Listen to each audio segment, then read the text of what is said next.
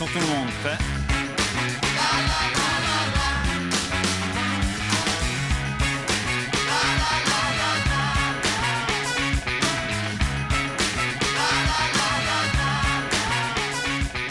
Salut à toutes, salut à tous, soyez les bienvenus dans Match après Match. Cette fois-ci, c'est parti. Le sprint final est lancé tant en Super qu'en Challenge League avec la première des 13 journées qui vient à peine de se terminer. On était un peu dans l'inconnu avant cette reprise. On a eu un aperçu de ce qui nous attend pour les 6 prochaines semaines. Et pour ce qui est des 60 prochaines minutes, on se lance dans le débrief de la 24e journée avec nos intervenants. Tour de table. Invité régulier de l'émission, tout simplement. Il anime le podcast Foot Équipe tous les lundis à 17h. Il est donc à l'échauffement ce soir. La préparation a été longue pour lui aussi et il va certainement lâcher les chevaux après avoir mangé, bu et dormi football tout le week-end. Il est journaliste à Sport Center et c'est un plaisir de l'accueillir. Bonsoir, Robin Carré. Très belle intro. Merci. Face à vous, un œil avisé d'anciens joueurs, le flegme, la classe et la gentillesse. Lui aussi fait son retour après une longue pause forcée. Et on se réjouit d'entendre son avis sur la reprise du foot suisse. Consultant maison, ravi de vous retrouver, Alain Rochat. Plaisir partagé, merci, bonsoir. Et comme la place nous manque autour de la table, c'est depuis chez lui que nous retrouvons l'un des vainqueurs du week-end, milieu de terrain fribourgeois qui a retrouvé la Suisse au mois de janvier. Et on est heureux d'avoir à nouveau dans notre championnat l'ancien joueur du Lausanne Sport qui porte désormais les couleurs de Neuchâtel Xamax. Bonsoir Moussa Arraz. Merci beaucoup, bonsoir à tous. Ça va les jambes après les 90 minutes d'hier? Oui, ça va. On essaie de récupérer. Déjà, ça a déjà commencé hier soir après le match directement. Et là, on profite un peu du soleil exactement, pour récupérer un peu. Parfait. Vous avez envie de réagir à cette émission? Tous les réseaux sociaux sont en bas de l'écran, Twitter, Instagram et évidemment notre chaîne YouTube pour revoir l'intégrale des émissions. On attaque avec le fameux match à 6 points d'hier soir entre les deux derniers du classement. Xamax qui recevait Thun à la Maladière, une partie engagée qui a vu les coéquipiers de Moussa Arraz s'imposer 2-1 face à des Oberlandais réduits à 10 après l'expulsion de Leonardo Bertonnet à la 39e. Moussa, on en a parlé avec Raphaël Nuzzolo à l'issue du match. Vous avez quand même joué à vous faire peur hier. Oui, c'était un match sous haute tension, on va dire, le dernier contre l'avant-dernier. Donc après, sur certaines situations, peut-être on devait quand même peut-être mieux gérer cet avantage. Après, le plus important, je pense, c'est qu'on a pris ces 3 points hier. Vous avez senti à un moment donné que le match vous échappait quand même? Bien sûr, on s'est senti à un moment donné un peu plus fragile, surtout après l'expulsion. En deuxième mi-temps, on savait très bien que ça allait être difficile, qu'ils allaient pousser, qu'ils allaient revenir. On connaît les joueurs de Thun, donc après, c'est des situations difficiles à gérer. Tu prends un but un peu qui vient de nulle part et tout est à refaire. Après, on a su réagir en mettant ce 2-1. Là, on les connaît, ces situations, ce genre de scénario où on sait qu'on n'a plus tellement droit à l'erreur. On est à 11 contre 10, on mène 1-0. Normalement, ça devrait être victoire assurée et ce n'est pas toujours le cas, quoi. Oui, on ne sait jamais si on doit continuer dans la même dynamique à vouloir essayer de tuer le match en s'exposant à des contres. Parce que pour marquer des buts, il faut bien sûr mettre du monde en attaque. Moi, je trouve que c'est très bien comme ça, puisque Xamax nous avait habitués à faire des bonnes prestations, à se créer des occasions et finalement à perdre le match. Pourquoi pas avoir un peu de nervosité et finalement partir avec les 3 points. Moi, je pense que c'est mieux comme ça. Ouais, on a vu cet après-midi avec Servette qu'à 11 contre 10, c'est pas toujours très facile, surtout quand l'adversaire en face n'est pas extraordinairement joueur. On est toujours à l'abri d'une balle qui arrive devant le but un peu par hasard. Mais ça montre le caractère de Xamax. Ils ont su créer quand même leur chance. Et tant mieux pour eux. Il en reste 12. C'est ça qui va être le plus compliqué. Il va falloir montrer le même caractère un peu à toutes les rencontres. L'expulsion de Bertonnet, c'est le tournant du match pour vous ou ça n'a pas finalement changé grand-chose? Bon, je pense que... Alors ça change, oui, bien sûr, dans les têtes, mais souvent ça fait aussi un petit déclic où on se dit maintenant il faudra peut-être en faire un plus parce qu'on est à 1 de moins. Donc c'est pas toujours un gage que l'équipe qui reste à 11 sur le terrain va dominer et va gagner le match. Donc évidemment que ça change, mais si l'équipe est prête à faire les efforts, à faire des efforts supplémentaires, ils peuvent facilement compenser cette expulsion. Donc ça, c'était quoi le discours à la mi-temps? Qu'est-ce que vous êtes dit dans le vestiaire après ce but marqué et en étant 11 contre 10? On sait très bien un score à 1-0 à la mi-temps. On n'est jamais à l'abri de soit prendre le... On est toujours un peu entre deux. tu as l'impression, oui, d'accord, il ne faut pas encaisser l'autre, et puis tu veux pousser pour mettre le deuxième. Donc, ouais, c'est ces situations qui sont un peu difficiles à gérer. Le niveau, ouais, c'est la psychologie qui rentre en compte, et après, faut faire gaffe de ne pas reculer et pas trop avancer non plus. Donc, ouais, c'est ce qui nous a fait un peu défaut hier, je pense. Neuchâtel qui a pu compter sur 2 renforts qui ont débuté la partie hier, Kouassi et Djourou. Votre avis sur les prestations de ces anciens Sédunois?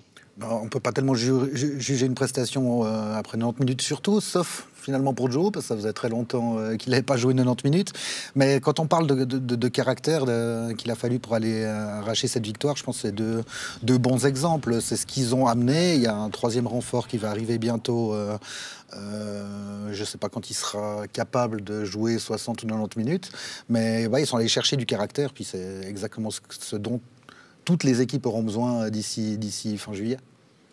Ah, je partage cet avis. Au niveau de l'expérience, on n'a pas besoin d'entrer un qui a fait une carrière à l'étranger, puis l'autre qui connaît bien le championnat, qui sait aussi ce que ça veut dire de se faire mal, qui peut être un très très bon renfort aussi au milieu du terrain. Donc c'est bien parti en tout cas avec cette victoire d'hier. Je pense pour l'équipe de Xamax, on peut demander à Moussa, quand il voit des professionnels comme Raphaël Nuzzolo et Yohan Djourou, je pense que pour lui, c'est des sacrés exemples. Parce qu'ils ont l'âge qu'ils ont, mais ils sont à fond, c'est eux qui répondent présent. Le match de Nuzzolo encore, c'est phénoménal. Moussa, je ne sais pas ce que tu en penses toi, mais il y a quand même 2-3 trucs à prendre pour un jeune encore pro. Bien sûr, des renforts comme Yohan, Xav ou maintenant, bon, Raph qui était déjà là, c'est des exemples pour nous. Après, on voit pour ces deux, par rapport à l'impact physique, ils apportent beaucoup, mais que ce soit Xav au milieu de terrain ou Yohan derrière.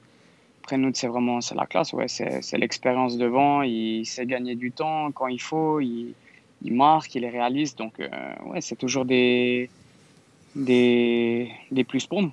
Comment ça s'est fait cette association avec Kouassi qui est finalement aussi au milieu de terrain avec vous? Comment vous l'avez intégré dans votre système de jeu? Comment ça s'est passé ce premier match à ses côtés? Très bien. Après, on avait eu déjà dans les matchs amicaux, on voit tous les jours à l'entraînement. Bon, après, bien sûr, il y a encore beaucoup de choses à améliorer. C'est que le début. Mais on se comprend bien. On a un peu le même style de jeu. On a un peu ce côté un peu guerrier qui se bat pour l'équipe. Et je pense que ça nous va bien. Après, bien sûr, comme j'ai dit, il y a toujours quelque chose à améliorer. Robin, vous parliez de Raphaël Nuzzolo. Franchement, cette passe pour Ramidi, elle est à tomber, quoi. Pour un match de reprise, c'est fou, non? Ah ouais, ça c'est ce qu'on peut appeler des caviars, quand on court dans les 16 et que le ballon nous tombe sur le bon pied en plus. Donc, ouais, derrière la défense, il régale, quoi. Donc, sur cette action-là, à l'extérieur du pied, c'est des gestes qu'on ne voit pas souvent. Et là, c'est la grande... En plus, ça se transforme en assist puisqu'il y a but derrière. Donc, c'est vraiment de toute beauté. Il était important, Robin, ce match avec le calendrier aussi qui attend Neuchâtel. Hein. Oui, forcément, ils vont tous être importants. On a beau se dire qu'il en reste 12 derrière, les matchs à 6 points, c'est toujours mieux de les gagner. Là, c'était presque plus que 6 points parce que Thun, ça leur pèse un peu sur la tête. Hein. C'est loin devant maintenant. Ouais, bon, Neuchâtel qui a mercredi qui... C'est pas si loin. Dans ce championnat, il y a tout qui peut encore... mais quand on n'a que 19 points à cette époque-là de la saison, il faudra encore marquer quasiment autant pour se sauver. Là, ça fait loin. Ouais, mais il y a des équipes, on le verra, je pense, par la suite, qui n'ont pas fait notre point non plus. Bon, il y a des équipes qui conviennent bien à Thun. Il y a IB, un mardi, c'est le derby bernois. C'est un match où, en général, dans le Borland, ça galvanise, quoi. Alors, il n'y aura pas de public, mais en l'occurrence, Thun adore jouer contre le grand frère bernois. Voilà, je l'ai dit, et puis du coup... On peut passer à la pré-analyse d'un IB Thun. Non, on va le faire tout à l'heure, mais j'avais encore une question à poser à Moussa. Moussa, c'était le premier match. On a l'impression que ça a été plus ou moins bien géré, parce que forcément, vous avez l'énergie, vous avez eu la préparation. Il va falloir maintenant apprendre à se gérer aussi, c'est ça, ce sprint final en Super League.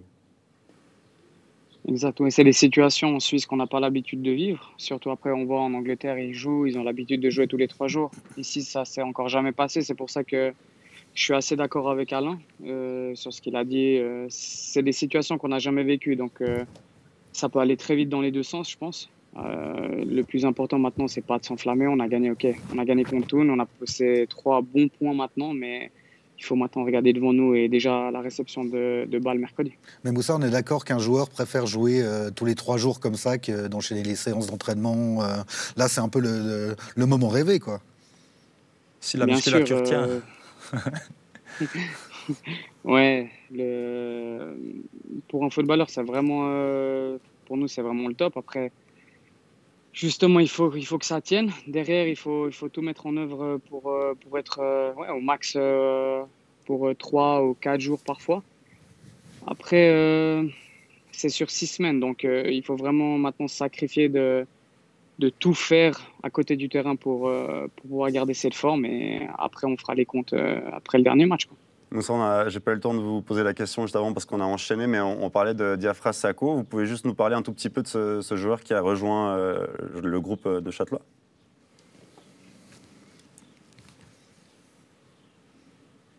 Est-ce qu'on a perdu Moussa? Non. Ah. Excuse-moi. Ouais. C'est tout bon. Donc la question c'était, est-ce que vous juste pourriez nous entendu parler Sakho. de Diafra Sakho qui a rejoint le groupe Neuchâtelois? Oui, après on n'a pas vu ça, on sait très bien que c'est un très bon joueur. Bon, ceux qui ne le connaissaient pas, ils ont même vu les vidéos, je pense, sur YouTube.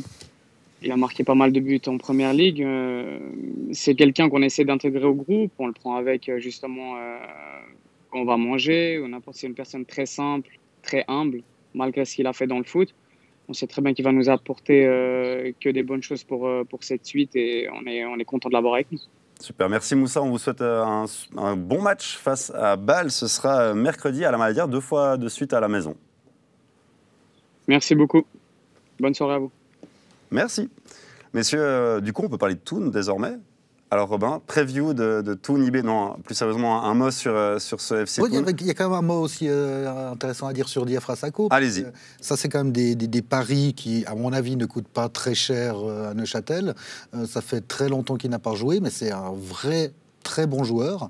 Je suis même pas sûr que Xamax ait beaucoup à débourser pour le faire jouer. Et là, c'est gagnant-gagnant. Ils ont besoin de ce profil. Moi, s'il met 6-7 buts, il se relance, il trouve un bon contrat ailleurs, Xamax est sauvé, tout le monde a y gagné.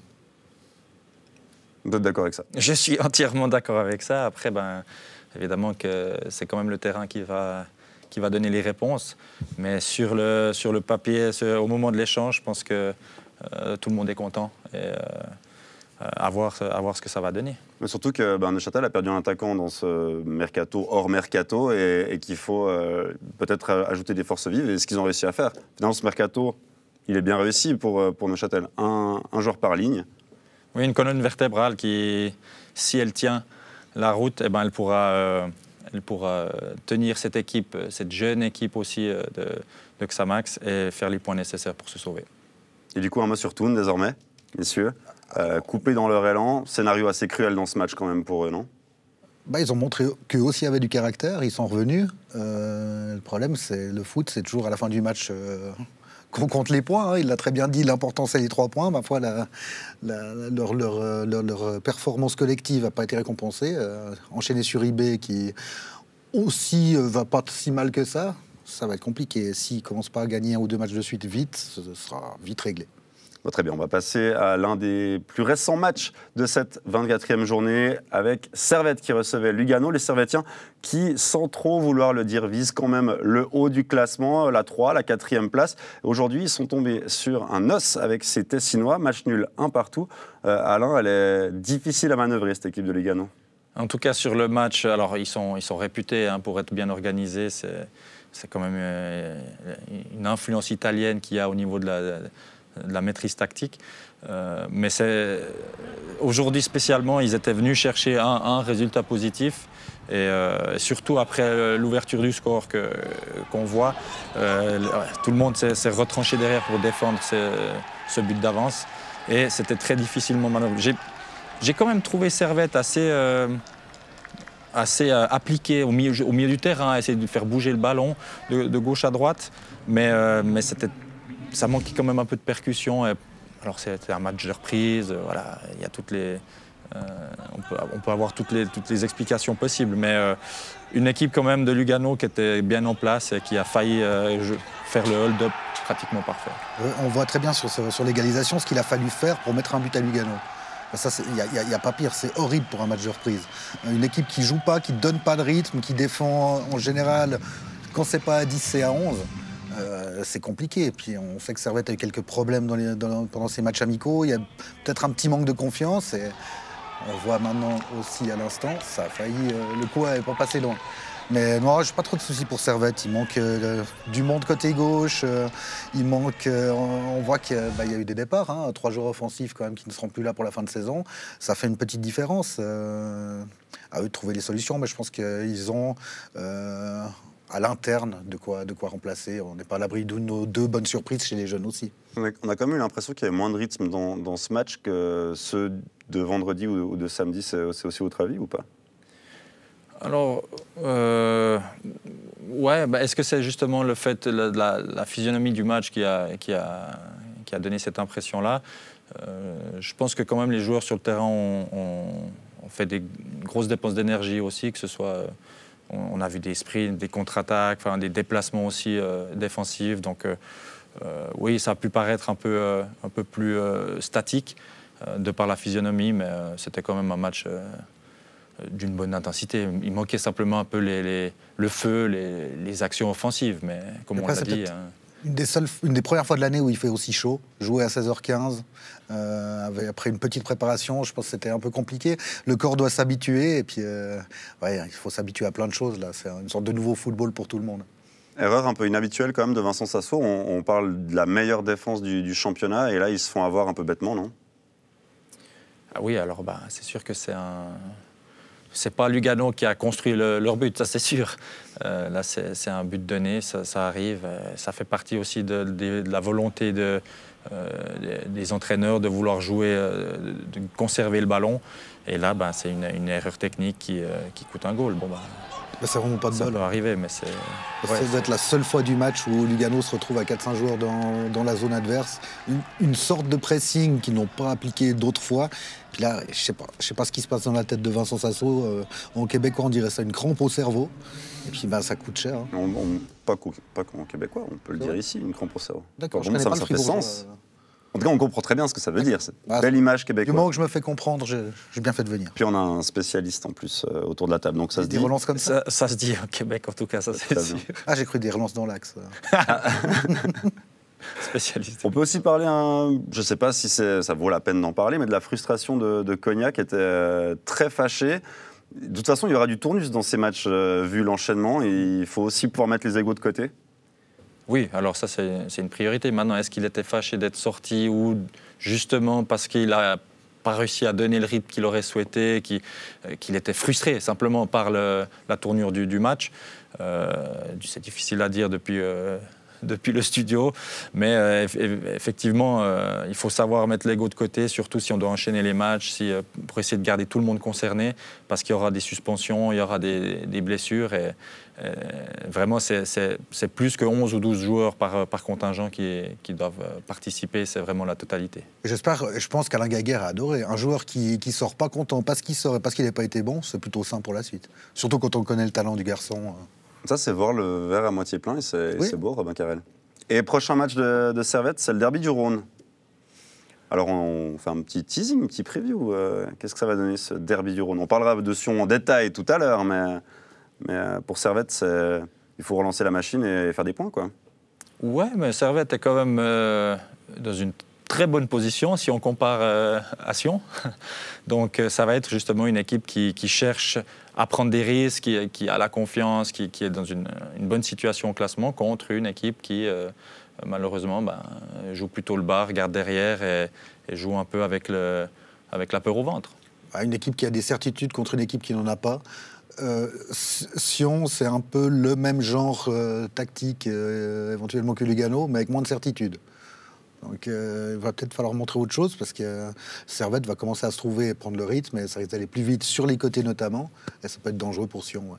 On parlait d'un Lugano, enfin certains médias ou observateurs parlaient d'un Lugano un peu en danger dans cette reprise. On voit qu'ils serrent derrière et ils vont faire des points. C'est objectif point et peu importe la manière, quoi. Oui, là ils sont... Actuellement, ils vont se battre avec 3 autres équipes, si on regarde le classement aujourd'hui. Donc, ils vont s'arranger pour faire minimum syndical pour faire les points quand il faut. Ils ont de loin pas été flamboyants à domicile, donc peut-être que ça va passer par des bonnes performances défensives à l'extérieur pour pouvoir sauver leur peau en Super League. Là, heureusement qu'ils ont l'erreur de Sasso qui les lance dans le match, parce que s'ils encaissent l'ouverture du score, je vois pas comment, avec les moyens qu'ils ont montrés aujourd'hui, ils peuvent réagir. Alors oui, les longs ballons, ça va un moment, ils se battent bien, il y a un petit peu de talent chez un ou deux, mais pas forcément les joueurs les plus offensifs. S'ils prennent un but sur un coup de pied arrêté après 3 minutes, le match risque d'être long. Allez, on passe à une autre partie qui s'est jouée aujourd'hui, l'autre partie de cet après-midi, à savoir la rencontre entre Lucerne et Bâle. Et la petite surprise de cette journée, si c'est encore une surprise, c'est que Lucerne est toujours en forme malgré la pause. L'équipe de Suisse centrale est venue à bout du FC Bâle, un FC Bâle décevant, messieurs. Ah ouais. Quand on se rappelle du dernier match avant la pause en Europa League contre Lausanne pendant 60 minutes et un bout pendant les prolongations, c'est quand même une bonne équipe de Bâle. Là, c'est vraiment très décevant. Je peine à comprendre ce qui s'est passé parce qu'ils ont simplement pas vu le ballon. Ils auraient pu prendre les buts plus tôt. Ils ont à peu près une demi-occasion de tout le match. Il n'y a pas de réaction après l'ouverture du score. Non, c'est inquiétant. Je partage le même avis. J'étais justement curieux de voir après cette longue pause qui allait un peu changer de dynamique. Pour moi, Bâle est le grand perdant de cette pause Covid, puisque ils sont méconnaissables par rapport à l'épopée européenne qu'ils nous ont présentée au début de saison, etc.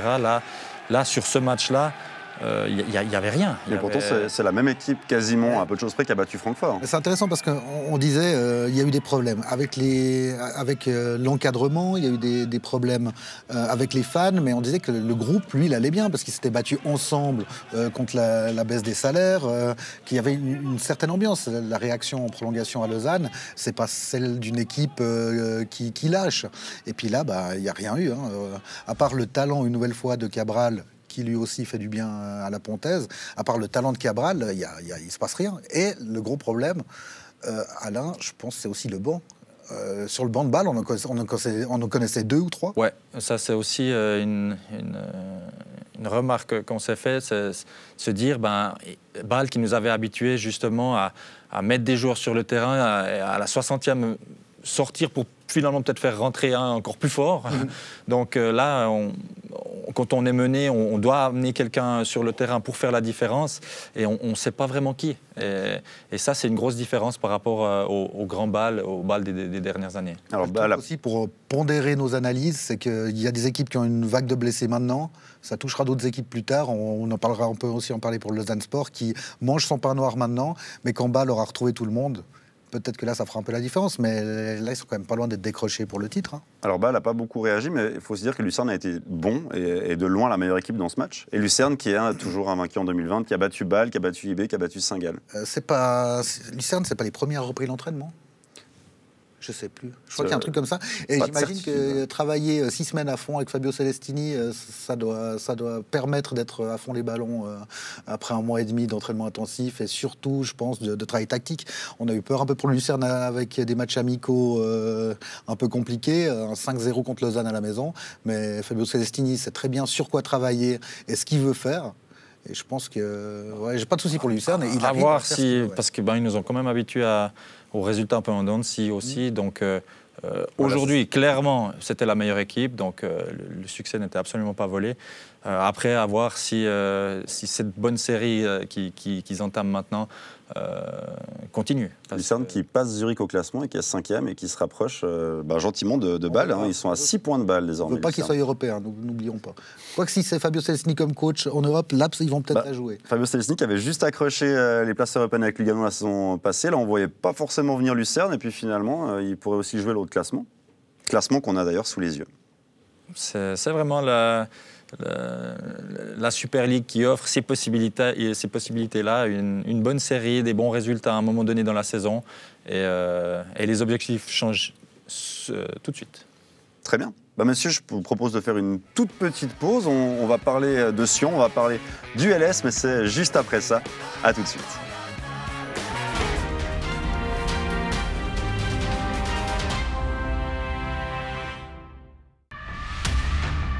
retour en force du football sur Téléclub Sport, avec des matchs également en semaine. Donc voici le programme. En Raiffeisen Super League, 2 derbys sont au menu. Mardi, le duel bernois entre Thun et IB. Et mercredi, le choc roman entre Sion et Servette à Tourbillon. Jeudi, Zurich ira pour sa part défier Saint-Gall. En Espagne, Barcelone se frotte à l'Athletic Bilbao mardi. Attention au piège pour des Catalans qui visent le titre. En Italie, joli duel prévu mercredi entre l'Atalanta et la Lazio. Avant le coronavirus, ces 2 formations étaient en grande forme. Qu'en est-il aujourd'hui? Thun, Young Boys. Barcelone, Athletic Bilbao. Sion, Servette. Atalanta, Lazio. Et Saint-Gall, Zurich. Vibrez avec Téléclub Sport tout au long de la semaine.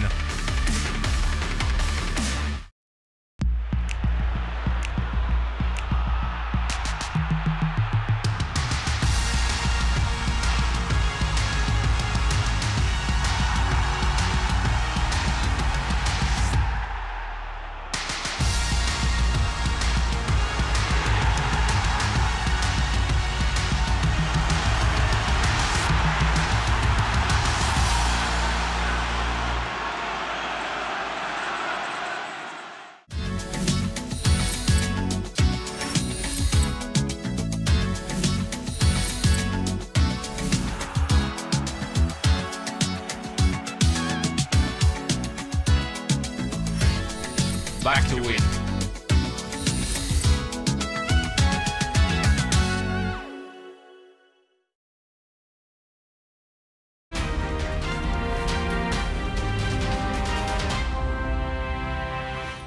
Vous êtes toujours dans Match après match en compagnie de Robin Carrel et d'Alain Rochard. On va parler d'un match qui s'est joué hier soir à Tourbillon. C'était la 2e première de Paolo Tramezzani aux commandes du FC Sion qui accueillait Saint-Gall.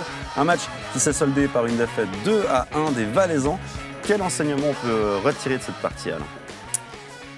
Que la saison va être dure la fin de saison va être dure pour Sion. Alors, on accueille le leader, hein, on ne peut pas non plus... tout n'est pas noir encore. Mais c'est vrai qu'avec Xamax qui fait la bonne performance au classement, il faudra compter avec Sion qui devra aussi se battre pour faire les points. Et il y a quand même, on voit au niveau des mouvements de la jouerie, c'est la dynamique qui est différente, une équipe du haut contre une équipe du bas. Et ça donne ce match-là où Sion n'a pas vraiment existé. C'est ça qui m'inquiète, parce que c'est exactement le genre de match auquel on s'attendait de la part de Sion. Et c'est super triste. Est-ce qu'ils n'auraient pas pu inventer un truc, surprendre, arriver encore plus fort Surtout contre un où, entre guillemets, on n'a rien à perdre, parce que, on les joue à domicile, on sait qu'ils sont devant. Ils sont joueurs. On peut tenter, on peut essayer de faire quelque chose. Voilà, et ça n'a pas eu lieu. Et du coup, Sion est de nouveau obligé de regarder derrière. C'est juste un Tramezzani trop prudent, c'est ça? Il est venu pour ça, non? C'est ça qu'on ne comprend pas aussi. Il n'y a pas que ça que je ne comprends pas à Sion. Mais... c'est ce qu'on disait de Lugano. Ils serrent le jeu, ils essaient de ne pas prendre trop de buts et ils font des points comme ils peuvent. Ouais, mais c'est un semi-miracle s'ils font un point aujourd'hui. Sion à la maison, même s'il n'y a pas de public, il faut quand même montrer autre chose. Il faut quand même,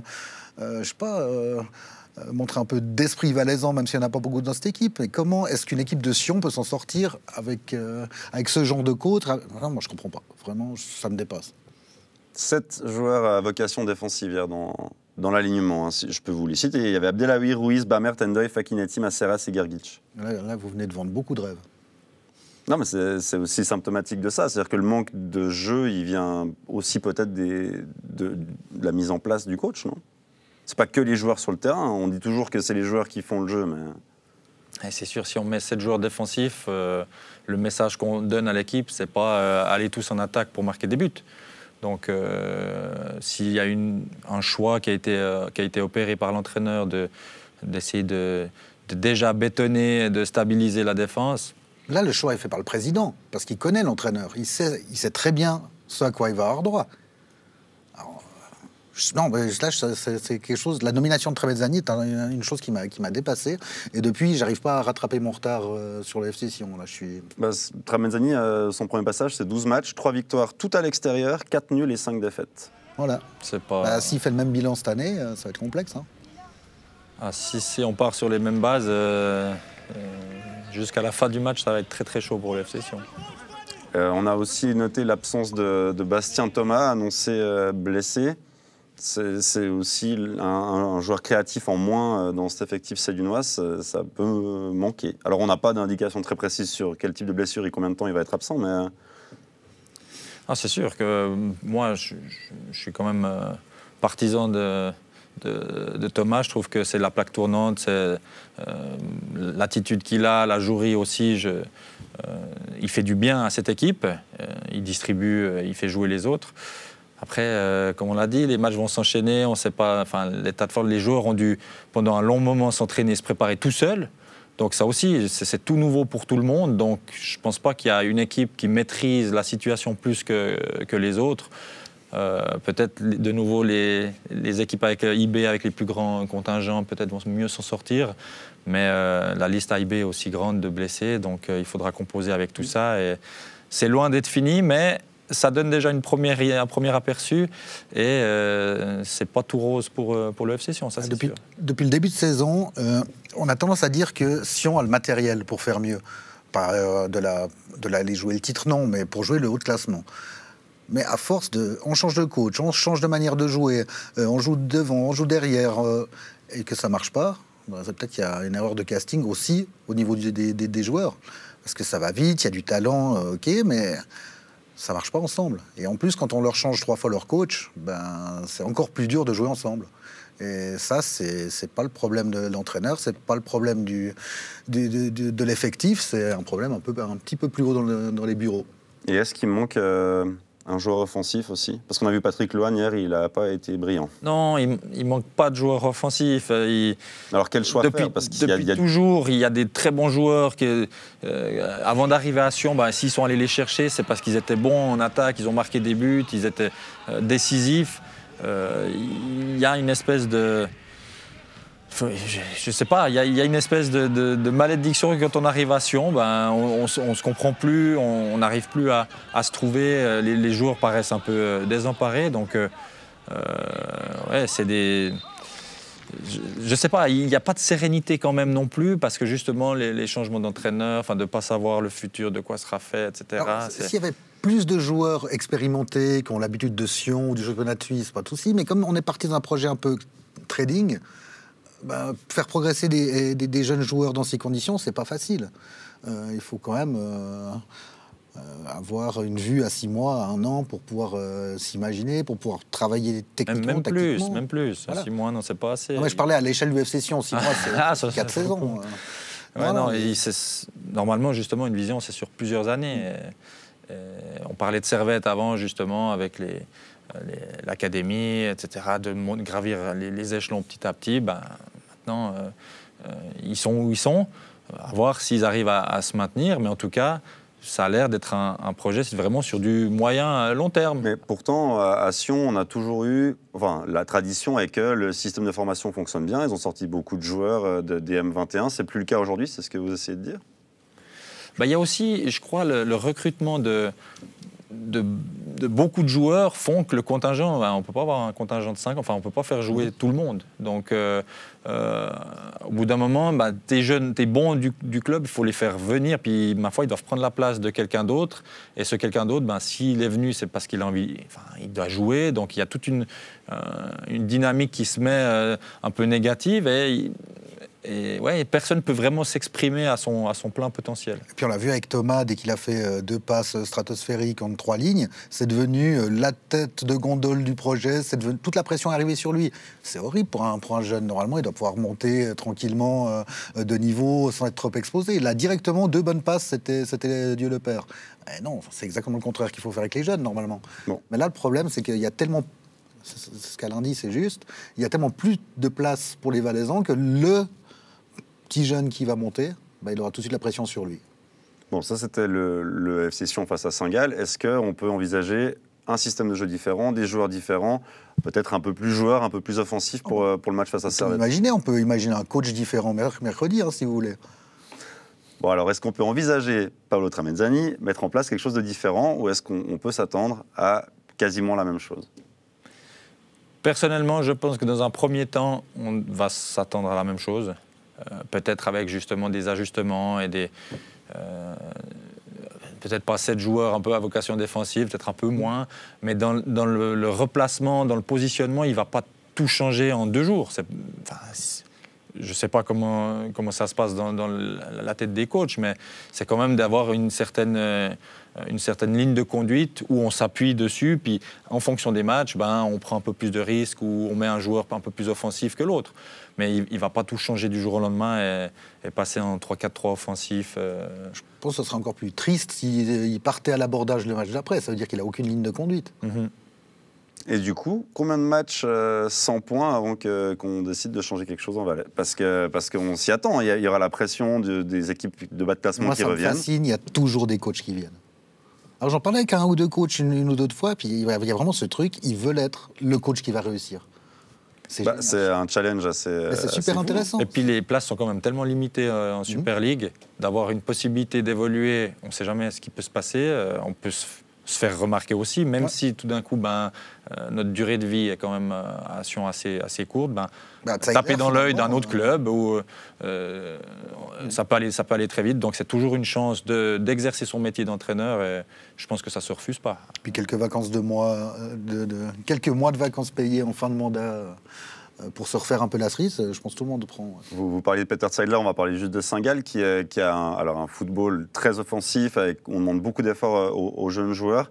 Là, on les a sentis un petit peu en gestion quand même, après ce 2-0. Ils ont quand même failli se faire piéger. C'est aussi un apprentissage à faire pour ces joueurs-là. Qu'ils arrivent à gérer un 2-0 à Sion comme ça, pour une équipe jeune, c'est très intéressant. Et moi, j'ai envie de parler de Cédric Itten, qui, depuis qu'il est revenu de sa blessure, est absolument incroyable. Il sauve l'équipe de Suisse à Saint-Gall contre la Géorgie. C'est une belle histoire, ça. Et il a un jeu de tête, un timing. C'est peut-être lui, l'avancement de l'équipe de Suisse pour les 3-4 prochaines années. Joli point d'appui, technique, il marque des buts. Intéressant. Cette équipe de Saint-Gall qui doit gérer ses matchs. Gérer la pression aussi d'avoir IB sur le dos pour la conquête du titre. Donc à voir s'ils vont tenir la distance, mais sur les confrontations directes aussi, que ce soit contre Bâle, contre IB, ils sont loin d'être ridicules. Maintenant, c'est parce qu'ils avaient peut-être aussi un peu l'insouciance du championnat. Plus ça va arriver vers la fin, et plus on verra qui sera capable d'avoir les nerfs assez solides à Saint-Gall pour tenir la baraque et faire les points. C'est peut-être pas mal pour ça de ne pas avoir de spectateurs. Il n'y a pas l'euphorie qui va avec. Ils jouent leur match, ils prennent match après match, comme dit votre émission. Ils n'ont pas l'euphorie qui va avec. Peut-être qu'en ville, ça grenouillera un peu, mais peut-être ça va les calmer par rapport aux trucs gigantesques qu'ils sont en train de faire. Alors, des observateurs d'un côté disent oui, alors une équipe expérimentée et un peu plus âgée, ils auront de la peine physiquement à tenir les matchs. Une équipe trop jeune, ils vont avoir de la peine mentalement à gérer cette pression. C'est quoi le plus gros désavantage dans ce sprint de plus que 12 matchs désormais? Moi, je vous réponds dans 1 mois et demi. Alors, merci. Tu peux pas venir, hein. Moi, je pense que, personnellement, IB, justement, avec l'habitude des gros matchs de ces dernières années, passera l'épaule à la fin. Il ne nous impressionne pas. Alors oui, il y a la puissance offensive, elle est là, on la connaît, on sait de quoi est fait le jeu de IB, mais ils se mettent chaque fois en difficulté. Ce week-end encore, les matchs, ils ne gagnent pas 4-0 à chaque fois, mais ils arrivent quand même toujours à gagner. Ils ont les joueurs au bon endroit, au bon moment pour gagner les matchs. Et à mon avis, c'est ce qui va faire la différence par rapport à la nervosité et le feu de Saint-Gall. Merci pour cette transition, Alain, puisque, retour en arrière, on va parler de IB Zurich de vendredi, qui était la reprise officielle de la Super League avec ce match entre les Young Boys et le FCZ. Et on peut dire qu'on a été gâtés avec un match à suspense qui s'est terminé sur le score de 3-2, alors que d'ordinaire, IB battait Zurich 4-0. Ça a été le cas 3 fois cette saison. Donc Alain, en tant qu'ancien joueur de ces 2 clubs, votre avis sur cette partie en particulier? Alors oui, une partie pour le spectateur très, très agréable à suivre. Il y a des buts, il y a des rebondissements, il y a vraiment eu beaucoup de choses pendant ce match, sauf des spectateurs, bien sûr, mais ça c'est un peu partout la même chose. Et oui, là on voit que IB, quand ils sont menés, ils font rentrer des joueurs. On parlait du banc. Quand tu peux faire rentrer Ouaro, Souleymani, des joueurs qui ont cette expérience-là, qui connaissent ces moments-là, ils mettent des assists, ils tirent les corners qui sont décisifs. Donc voilà pourquoi je mets un petit avantage à IB. Après, à voir, ils ont quand même une liste aussi de blessés qui est pas négligeable. Alors, c'est des joueurs aussi qui vont pouvoir revenir pour la plupart, mais à voir la suite. Mais IB, c'est quand même une grosse machine à gagner. Ouais, là ils ont réagi, mais ils ont réagi fort. Je pense que même ils auraient pu le gagner un peu plus vite ce match. Ils ont eu vraiment beaucoup d'occasions. Et ça, même s'ils l'avaient perdu ou fait 2-2, je pense que le Gerardo Seoane n'aurait pas été forcément mécontent parce qu'ils ont eu les occasions, il y a eu les réactions. C'est exactement le cocktail d'un champion. Ils vont gagner les matchs qu'on pense perdus au bout d'un moment. Et c'était une très belle pub pour le foot suisse. Il n'y avait pas énormément de matchs vendredi. Ça a été diffusé quand même dans pas mal de pays. Il y a eu des rebondissements, des buts assez incroyables. Et puis nous, vous, je crois que vous avez aussi le petit bouton pour mettre de l'ambiance. Mais oui, on l'a aussi. On apprend tellement de choses, on voit tellement de choses avec Ludovic Magnin qui crie, avec les bruits des joueurs. C'est tellement intéressant que ce serait dommage de se priver de ça. Et en plus, ça permet de bien souligner qu'il manque les supporters. Il ne faut pas commencer à remplacer les supporters par du bruit, parce que sinon, déjà, on enlève les ultras, on enlève les places debout. Il ne faudrait pas commencer à tout remplacer comme ça, parce que sinon, on va aller vers un foot très triste. Mais nous, on est pour un foot avec les stades pleins, je vous rassure. Oui, j'espère bien. On parle souvent de la Nuzzolo-dépendance à Neuchâtel-Xamax. Est-ce qu'on peut gentiment commencer à parler de la Nsame-dépendance d'IB? Ou c'est peut-être trop fort comme terme? C'est trop fort. Je pense que... il a 21 buts quand même.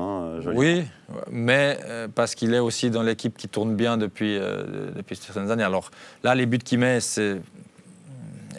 Jean-Pierre Nsame, ce qui est incroyable, c'est qu'il est bon dos au but, il va vite, il fait les appels en profondeur et il est efficace des pieds, de la tête. Donc si on arrive à le trouver dans les 16 mètres, c'est sûr que ça fait mal.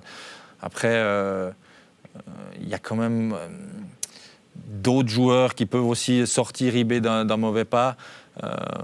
Ce qu'à Neuchâtel, on se demande qui peut, si Nuzzolo n'est pas là, de qui peut vraiment venir cette étincelle-là. Et l'entrée de Haro a pesé très lourd et a aidé justement Nsame à marquer. Après qu'un leader d'un championnat ait le meilleur buteur et qu'il soit décisif, c'est normal. C'est chose courante. Ouais. Jean-Pierre Nsame, meilleur joueur de la Super League, meilleur buteur, en tout cas élu meilleur joueur et meilleur buteur de la Super League. On ne se demande pas vraiment s'il va partir, on se demande plutôt où il va partir. Et déjà qu'ils sont restés cette saison. Et à quel prix, ouais. C'est très bien, et qui confirme, sa carrière est bien gérée. Il monte les étapes les unes après les autres. Et du coup, la prochaine étape, c'est moi, je le vois bien en Allemagne. Je pense que c'est un très bon style à l'allemande. Il pourrait faire mal là-bas. Un Rocha. Je pense qu'il voudrait aussi peut-être aller en France. Peut-être que c'est un championnat qui pourrait l'attirer. Étranger, ça c'est sûr. Ça c'est sûr qu'ils vont avoir de la peine à le retenir s'ils continuent à ce rythme-là. Ça va être très dur de le... c'est l'économie du championnat de Suisse, c'est normal. Très bien. Un petit mot sur le FC Zurich quand même, avec un retour de Kololi au premier plan. C'était son premier but de la saison sur ce beau coup franc. Il s'est un peu perdu en début de saison, Benjamin Kololi, mais là, il est de retour. Il a joué avant-centre même avec Zurich. Ouais, moi j'aime bien parce qu'il peut jouer absolument partout. Il a joué latéral. Il a joué pas mal à gauche, en pointe, il peut tout faire. Mais moi j'aime bien ce FC Zurich, il est à l'image de son entraîneur. Ils jouent avec leurs moyens, mais ils vont à fond, ça va dans tous les sens, ça gueule, ça loupe des trucs, mais ça se bat. Ça c'est ce qu'on aime, ce que j'aime dans le foot. Et puis il y a toujours cette volonté aussi d'amener deux jeunes joueurs des moins de 21 pour les faire évoluer avec la première équipe. Parce que le FCZ a vraiment aussi une académie qui tient la route, c'est dans les meilleurs en Suisse. Et il y a cette volonté aussi toujours de les intégrer dans la première équipe, de les entourer avec 2-3 cadres. Donc oui, on aimerait les voir un peu plus haut, parce que c'est vrai que là, ils sont... les résultats, c'est pas possible de gagner 4-0 et de perdre 4-0 à une semaine d'intervalle. Mais c'est une équipe qui m'est sympathique. Et, on comprend, Alain Rocha. C'est ce dont on parlait tout à l'heure par rapport à Sion. C'est ça. Puis il y a la jouerie aussi, il y a la philosophie de Grasshopper aussi un peu. Ce foot zurichois a quand même aussi cette philosophie de jeu. Mais c'est une équipe qui est capable du pire comme du meilleur. Je vais volontairement noircir un peu le tableau parce que c'est sûr qu'en tant que téléspectateur, c'est chouette de regarder le FC Zurich, il se passe toujours quelque chose, c'est sûr. En termes de résultats, il n'y a pas de victoire en 2020, c'est gentiment l'Europe qui s'éloigne. Il y a Lucerne qui vient de passer devant au classement et il va quand même falloir faire des résultats. Ah oui, mais bien sûr, ça reste le propre du football, mais ça va venir. Quand je les vois pendant 1 heure vendredi, j'ai pas de soucis. Et puis il y a eu quand même aussi un traumatisme, le traumatisme de la relégation. Que personne n'avait vraiment vu venir jusqu'à que... Personne n'y croyait, en tout cas. Personne n'y croyait et c'est arrivé. Donc il a fallu vraiment remobiliser un peu tout le monde. Puis c'est pas seulement les joueurs, hein, c'est tout le club. C'était quand même un gros couac dans ces dernières décennies. Donc vraiment, Zurich est tombé très bas. Et je trouve qu'ils s'en sortent bien par rapport à où ils étaient il y a quelques années. Eh bien, très bien. On va passer de la Super League à la Challenge League désormais, messieurs, avec 15 points d'avance il y a 2 jours. Personne ne doutait que le LS allait filer vers la promotion, mais les Lausannois se sont fait piéger sur la pelouse de Ville en concédant le match nul. Vaduz s'est imposé et Getse a fait une grosse démo contre Haro. Alain, un mauvais résultat à la reprise et une pointe de doute qui apparaît. Automatiquement. Alors c'est quand même un coussin plus que confortable. Mais si on analyse quand même le début de aller à Ville, on a vu, c'est pas facile. Hein. Après, ils reçoivent Vaduz, qui quand même leur convient pas trop bien sur les derniers matchs. Et ensuite, ils se déplacent à Getse. Donc de 15 points, tout d'un coup, le seul point de Ville. Getse qui gagne 5-0, on ne sait jamais comment ça peut aller. Tu te retrouves avec 7 ou 8 points d'avance. Il reste encore une dizaine de matchs. Et de 15 points, tu passes à 7. Tu as déjà utilisé la moitié de tes jokers. Donc c'est encore confortable. J'ai pas de doute quand on voit aussi la manière que le LS montre sur le terrain. C'est quand même... Là, est-ce qu'il y a eu peut-être un peu de fatigue par rapport... On peut toujours trouver les analyses du match de coupe ou du trajet ou peu importe. Mais moi, je suis pas inquiet du tout, mais faut quand même pas croire que c'est déjà fait. C'est intéressant, je crois que c'est la dernière fois que je suis venu ici, Gabé Chapuisat disait cette défaite contre Vaduz, c'est terrible, c'est la fin des haricots, Lausanne va exploser, la ville en flammes et les gens qui partent en bateau. Je pense que c'est un bon rappel, c'est juste un bon rappel à l'ordre. Il tombe bien justement avant les 2 matchs très importants. Et le seul petit bémol, c'est vraiment les 2 joueurs clés blessés. On a vu que Losli manquait beaucoup et que Ndeuil devant, qui n'a pas été titulaire en début de saison, hein, mais qui a vraiment pris une sacrée ampleur. On a vu contre Bâle aussi très très bon. Il faudra juste que les remplaçants, s'ils veulent jouer un rôle en fin de saison un peu plus tard, pas sympa, tout simplement.